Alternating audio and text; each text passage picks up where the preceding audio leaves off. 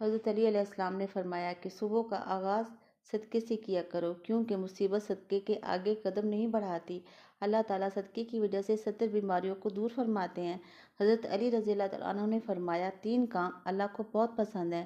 حضرت علی نے فرمایا ٹوٹے ہوئے دلوں کو جوڑنا، نہ چاہتے ہوئے بھی کسی کو معاف کرنا، اور کسی کے گناہ پر پردہ ڈالنا۔ حضرت علی علیہ السلام نے فرمایا استغفار اور درود شریف کی کثرت انسان کا مقدر بدل دیتی ہیں۔ تعلیم کا پہلا اصول یہ ہے کہ اپنی آواز نیچی رکھیں اور اپنے الفاظ میں احترام پیدا کریں۔ عزت کے بغیر دنیا کی کسی محبت کا کوئی وجود نہیں۔ حضرت علی علیہ السلام نے فرمایا سب راستے بند ہو سکتے ہیں، رب کی رحمت کا راستہ کبھی بند نہیں ہو سکتا۔